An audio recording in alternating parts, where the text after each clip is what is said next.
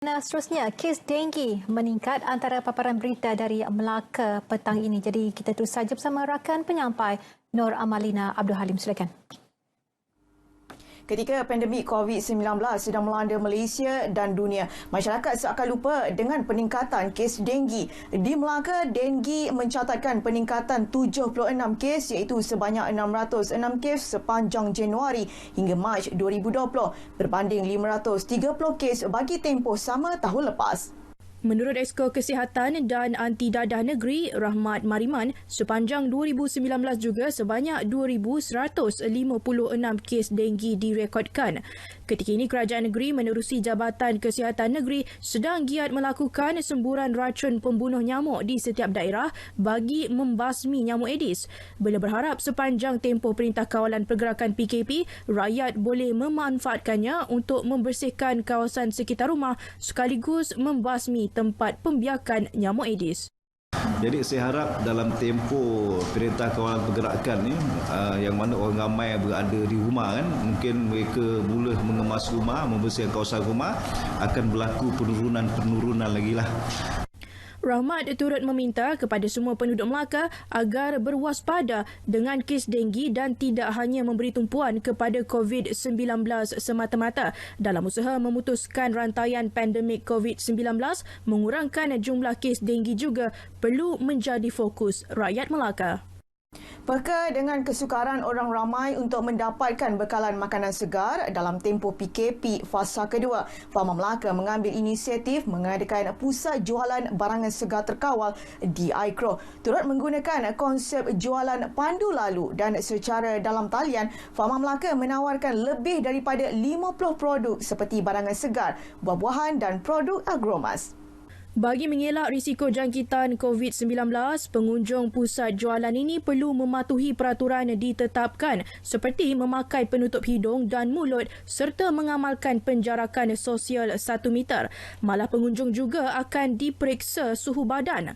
Sementara itu, pengunjung yang ditemui menyambut baik program berkenaan dan berharap ia dapat diteruskan selepas PKP berakhir.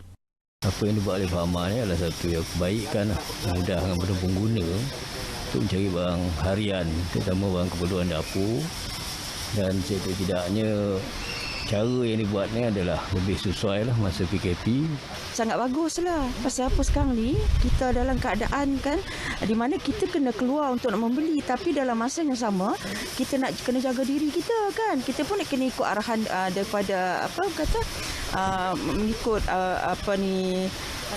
arahan kerajaan kan. Jadi memang tepat sekali lah Fahma buat macam ni. Saya rasa perlu diteruskan sebab ini pun salah satu inisiatif lah yang boleh membantu terutamanya pada peladang dan juga petani lah untuk memasak terus barangan pertanian mereka. Pusat jualan barangan segar terkawal ini dibuka pada setiap hari Isnin hingga Jumaat dari 8.30 pagi hingga 4 petang. Manakala pada hari Sabtu dan Ahad, ia dibuka dari 9 pagi hingga 1 tengah hari. Ibu bapa dinasihat agar berhati-hati menggunakan platform pembelajaran secara dalam talian yang ditawarkan pihak swasta kepada pelajar sepanjang tempoh PKP. Pengarah Jabatan Pendidikan Negeri JPN Melaka, Dr. Muhammad Azam Ahmad berkata, ada kemungkinan terdapat kandungan pelajaran yang tidak mengikut silibus yang ditetapkan oleh Kementerian Pendidikan KPM.